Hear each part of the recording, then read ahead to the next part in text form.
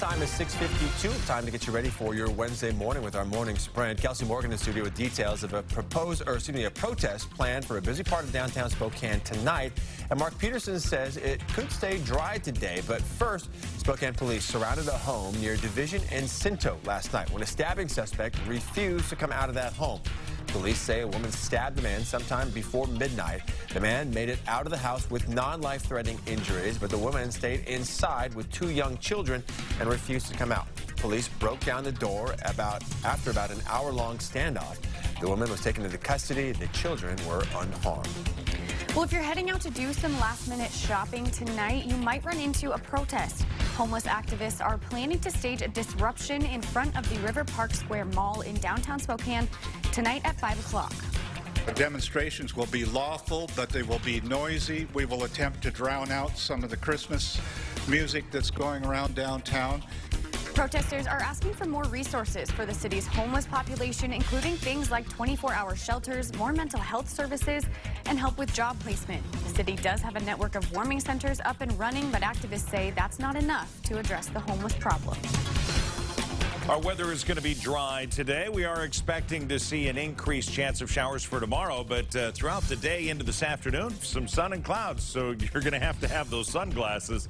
And then we'll see a chance of showers. That's going to happen later on tonight through the early morning hours, really looking to be northeastern Washington and North Idaho getting into that mix with some gusty winds on the backside of it.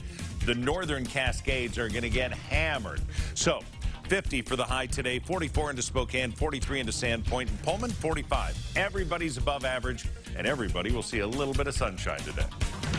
Hi, Mark. Thank you. People living in Port Orchard in western Washington are starting to pick up the pieces today after a tornado touched down there yesterday. Sheriff's office describing the damage as catastrophic, with homes and businesses severely damaged.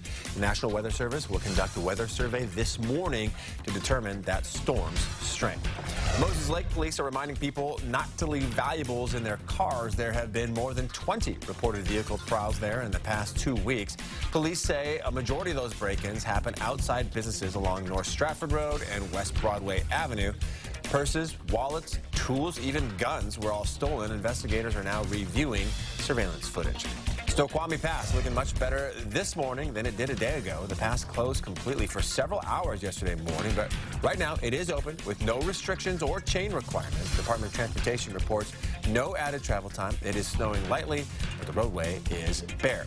If you're flying this Christmas season, here's a few tips to avoid a TSA headache. If you're bringing gifts, don't wrap them. If they're boxed, make sure they're easy to open in case officers need to look inside. Christmas cookies should be no problem in your carry-on. If you have liquids, they can't be in bottles bigger than 3.4 ounces. And make sure to get to the airport with plenty of time. Although security at Spokane International usually is pretty smooth, delays are possible during the holidays. Well, the president's charity organization will now dissolve. The Donald J. Trump Foundation has agreed to cease operations amid an ongoing lawsuit which claims the president and his children violated campaign finance laws and abused the charity's tax-exempt status. New York's Attorney General still plans to continue with the lawsuit, seeking nearly $3 million in restitution and to ban Trump and his eldest 3 children from serving on the board of any New York nonprofit. We're at the scene right now of a serious injury accident at Ash on Montgomery. We are still trying to work to get more details right now, but what we want you to know is if you're heading out on your morning commute this morning, you're going to be experiencing delays if you're heading down Ash. So you're going to want to take a different route. It's pretty backed up right now. They're expected to be here for another several hours as they continue to investigate what happened. Again, that's on Ash and Montgomery. Coming up next on Good Morning America, new hope for the millions of couples struggling with infertility and the high cost of fertility treatments. How new IVF grants can help. And as the government shutdown looms just days away, is the president now willing to compromise on his border wall promise? And a live look at Washington, D.C. Lots of chit-chat underneath that dome, but not a bad weather day for those going to see some of our National Historic Monuments. Absolutely on my to-do list. We're going to be in the mid-40s today, tomorrow. Tomorrow afternoon, evening, rain showers turning maybe to some light snow for Friday morning. And then Friday, of course, the first day of winter. Looks like a 50% chance of a white Christmas. We'll keep our fingers crossed for it, Mark. Thank you. And thank you for joining us. Good Morning America starts now.